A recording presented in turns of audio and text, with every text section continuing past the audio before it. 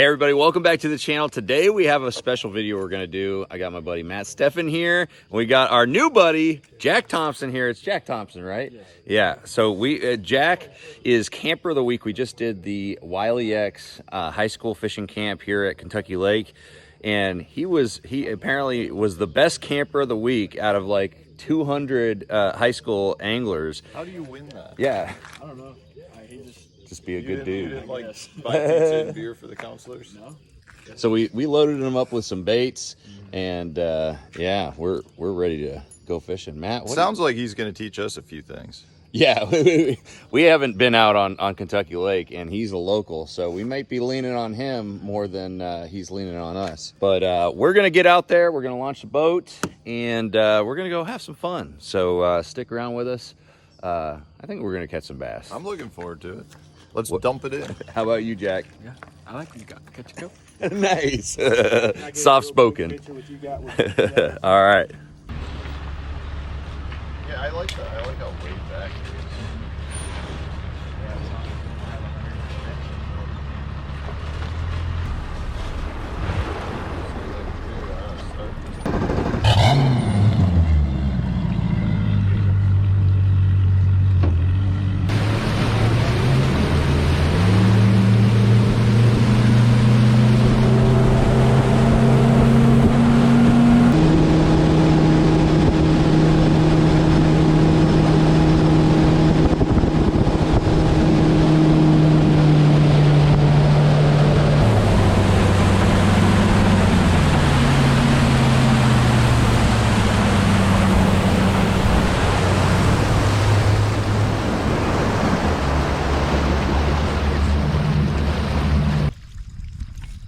You can turn on side imaging on the hook. Oh, fish on. Oh. Jack! You're my hero! I told you this was the code. You're my hero! Look at that! Was that first? Oh no. That's no. First cast? Should I not touch it? No, you're good. I don't believe in that. Gosh. Hold it up for the camera. You gotta get real close. Get right in there. I thought he was gonna be bigger. He actually hit it kind of good. Hit it pretty good. There you go. There you go. Good job on the on the buzz bait. Yeah. Oh man. Making us look bad. First cast. Might be bad luck, I don't know.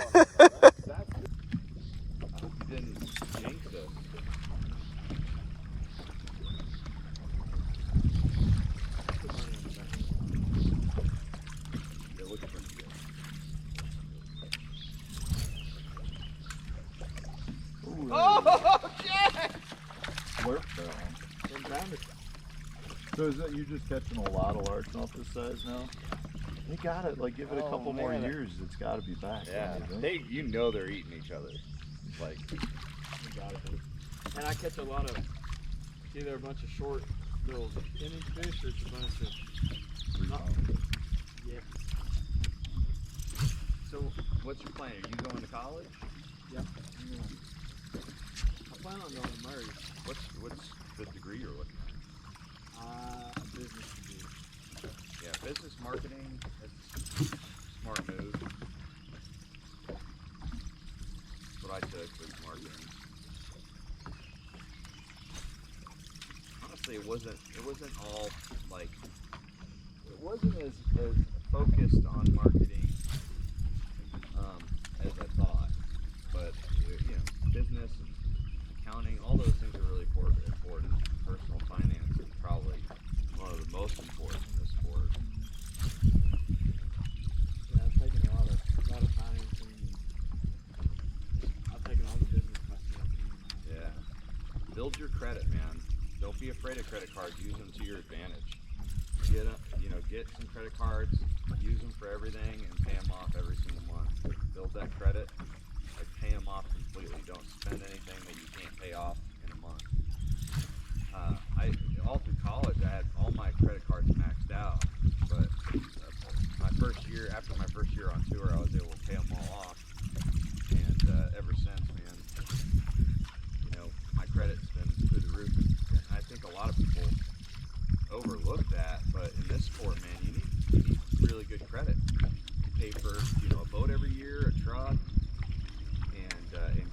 breaks, you know. Well, And just those little things that. The reason you need the good credit for like what Miles is saying is because you know, if you want to go buy a house, there's a lot of people out there, including the banks, that say you're a fisherman. Yeah. Like, and you can't show them a W-2 form that says you make so much money, you know, through your employer, because it's all self-employed business. And a lot of times, you know, your earnings really fluctuate based on your performance for the year. So if you happen to have a bad year, even though you're a consistent angler, and you go and try to, you know, buy a house or a land or something that year, the bank's gonna look at it and say, well, you didn't do so hot. But if you've got that really good credit score, because you've been fiscally responsible with your money, you have a, you know, you should still be able to get that financing that you need. Don't ever use a debit card, especially nowadays with, you know, people getting hacked and cyber attacks and stuff like that. Don't ever use your debit card. Use use a credit card. Get something with points. You know, credit cards are safer. You know, if somebody was to hack your account, you could usually get that money back very, very easily compared to a debit card that takes it directly out of your checking. The biggest thing is the expenses. The fish are so much. I mean, at the end of every year, I've got I get like $1,000 back just in points that I've earned. Right. I mean, because you put your entry fees on it, you put your travel expenses, so that 3% actually adds up. Whereas if you were using the debit card, you're not getting anything back. And like Miles said, if you get somebody hacks the account, that's just part of the business for the credit card companies. Build a relationship with a local banker. Just let them know your goals and your dreams, man. People, most guys, usually it's like customer relations manager or something like that. And you know, if you tell them your story and let them know what your goals are, man, they will more than likely help you. Did you like the resume building class? Yeah. I mean, I may have been preaching a little bit too hard, but I'm so. That's our job right now. I'm so passionate about it. Like, everybody thinks that tournament fishing is the deal, but the good deals aren't going to come from the tournaments. The tournaments are going to supplement your ability to get those deals, but the good deals are going to come from your efforts in all facets of it. And the thing is, it's not like I don't want you to walk away from this saying, okay, so it's all about sponsors, because it's not. The sponsors are a huge part of the game. Right. But there's a lot of other revenue sources as well, and that's one thing like anglers are always striving for, trying to get that the residual income, I guess is what you call it. Whether that's maybe it's through. You need any other baits? You're welcome to You're welcome to have anything I got in here. You just let me know. So you know, other residual income sources, you know, you can get.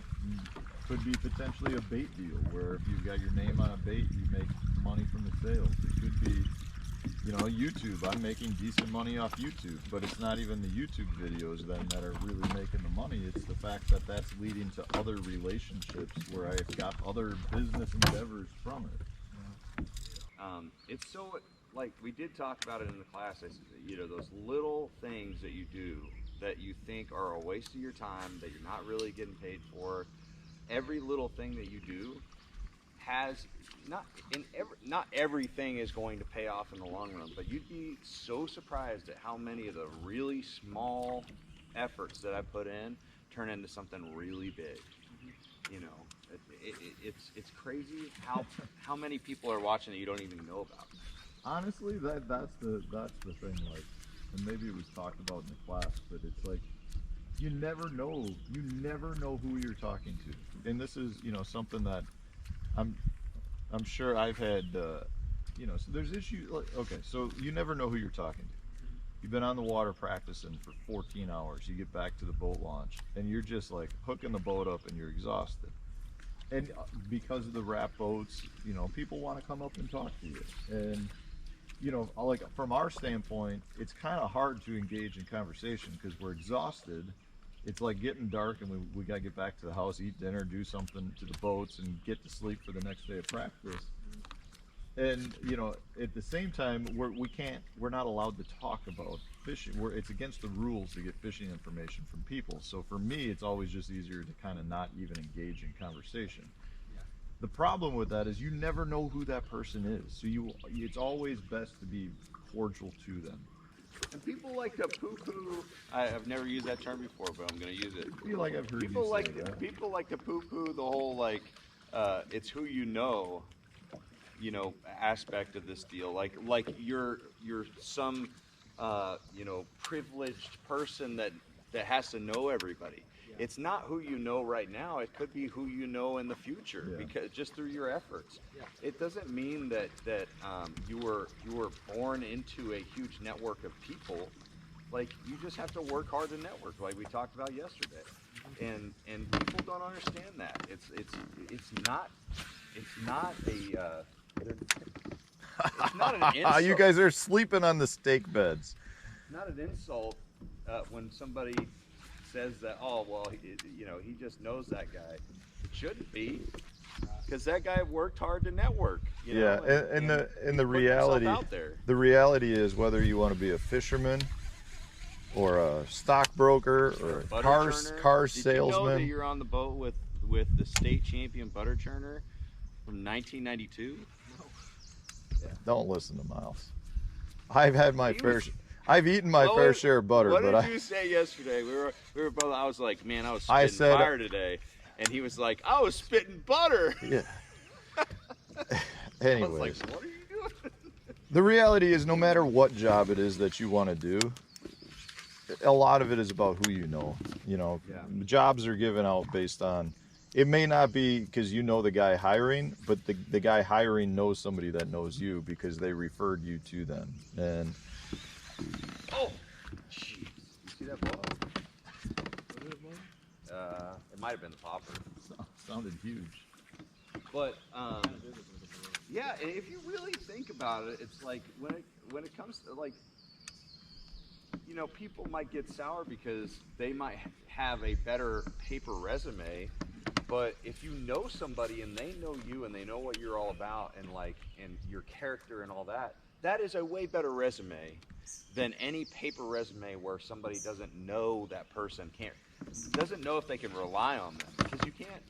There's nothing on a resume, or not much that you can say on a resume that says you're going to be reliable. Well, it's just really hard to separate yourself on paper. Yeah. Everyone's paper looks the same. Like, in the old days, what they would say is, like, spruce up your paper. So you might find a stretch of bank where you've got like 6 or 7 bass. They're never like tight. They're normally here, like they're kind of hunting together, right? Yeah. You got prey fish, which school in uniform because they're strength in numbers, and then you got the bass, who are the predators that are kind of like, all over. Yeah, the prey fish will group up because that's safety. The bass will all kind of be in the same level of water. Yeah. They're kind of. They're not all. They're not tight packed up together. Yeah. They're not your prey fish, the forage species, will be in a ball because that's a safety in numbers type thing. Your predator fish, which are out hunting those balls, will usually be spread out a little bit more. Now that doesn't mean, when you find a good school of 100 bass, they're generally, it'll be a school of fish, but they're still spread out a little bit. And the whole idea with that, a lot of times what they do, and this is, there was a study that was just done on this with smallmouth, because smallmouth will school up, say, in northern lakes, but it's really cool. Like, if you say we graphed a hump and we came over that, and I don't know if these are going to be bass or not, but if it was the same way and I was on a lake with no carp, I'd be like, those are smallmouth. Yeah. But if we graphed around the hump, you'd have like a random fish here, around the hump, suspended like 100 yards off, and they're the ones that are out there chasing the bait fish. And what they do is they hoard the fish into the hump, and then the rest of the school feeds.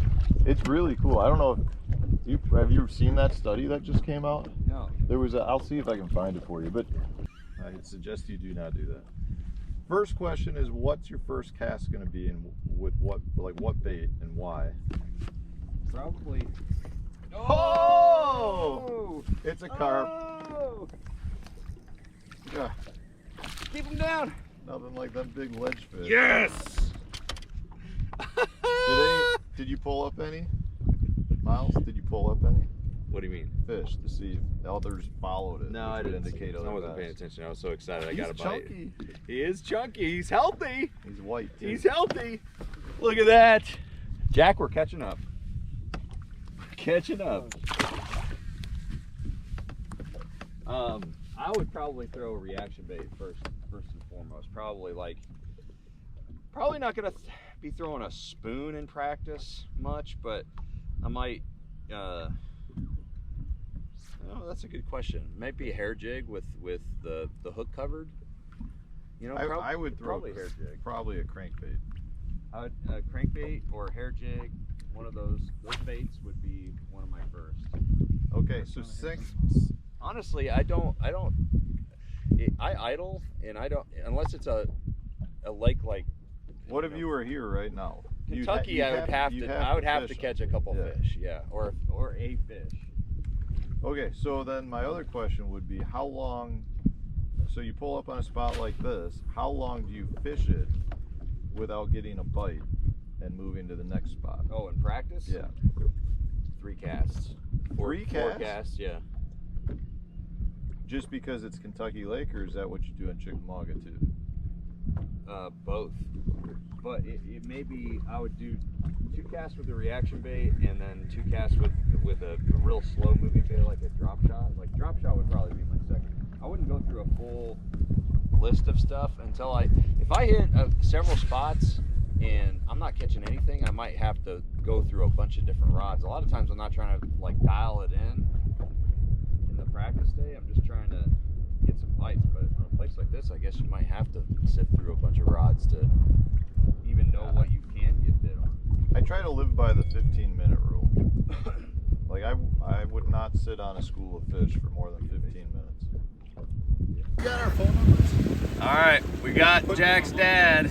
Well, I'll give it. We're gonna be dropping him off. Jack, pleasure fishing with you, man. You too. Thanks We had fun. We learned a lot about professional fishing, not necessarily catching fish on Kentucky Lake, but I think we Life shared. lessons. Yeah, we shared some life lessons. Life lessons. Yeah, I think we learned a lot this day. The 3 hours we went out, but we're gonna drop him off with his dad. We got to hit the road to the James River right now.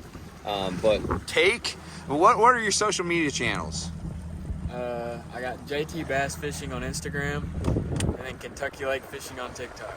And I don't have a YouTube yet, but we're getting there. Oh, get that YouTube channel. Get that YouTube. I'll give him 6 or 7 years. We watch out for him. He's got the mechanics down right now. Now it's just a matter of learning and experience. And now he's also got the financial business sense. He's got some parents with some good heads on their shoulders out here. And yeah, man, pleasure fishing with you, brother. Yep, you too. All right. See you, man. We're going to see you on tour pretty soon here. Don't take all our money. All right. Thanks for watching, guys.